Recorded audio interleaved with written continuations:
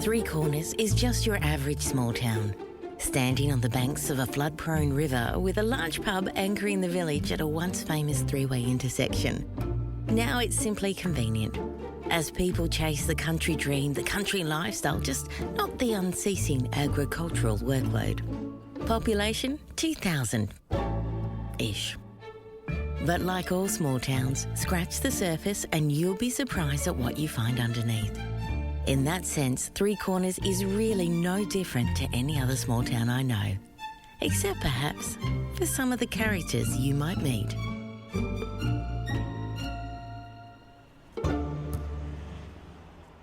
Her first appearance. Her first appearance in Three Corners was less than elegant. Remarkable, memorable even, but far from elegant. In years to come, it would be deemed farcical.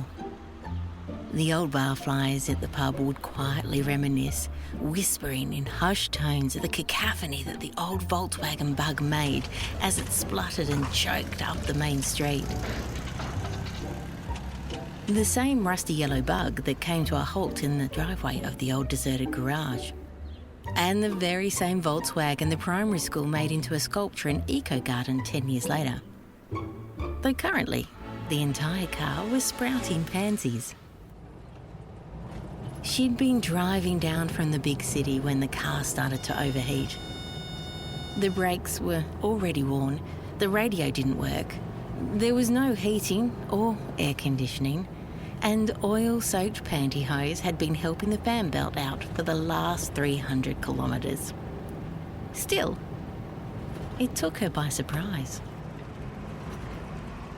The car rolled into Three Corners, waving a thick black flag of exhaust, alternating between growling and whimpering. Growling and whimpering. It backfired once on the outskirts. Once outside the grocery store, startling a latte from the grip of a hipster. And just once again as it sputtered to a stop out the front of Wheatley's old petrol station. Irrationally fearing an explosion, with a flick of the wrist and manicured nails, she twisted the keys out of the ignition, elbowed the door open, and threw herself out of the driver's seat across the concrete to land, yes, inelegantly, upside down. Her flowered skirt billowing over her head, her bottom pressed against the glass of the telephone booth, in full view of the lunch crowd at the pub. She wasn't the main show that day, though, for not 5 minutes later, tearing around the corner, a naked man ran, with 4 metres of toilet paper wedged between the cheeks of his bottom, the end aflame.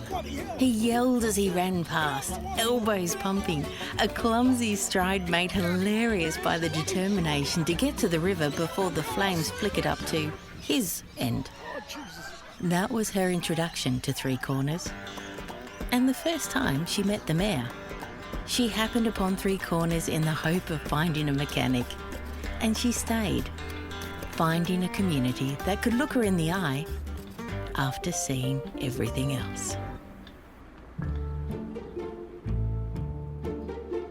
Today's episode of Three Corners was produced by our maestro, Postie, and featured the spotlight tones of me. For more stories, go to hittheroadjack.com.au or subscribe to the Three Corners podcast.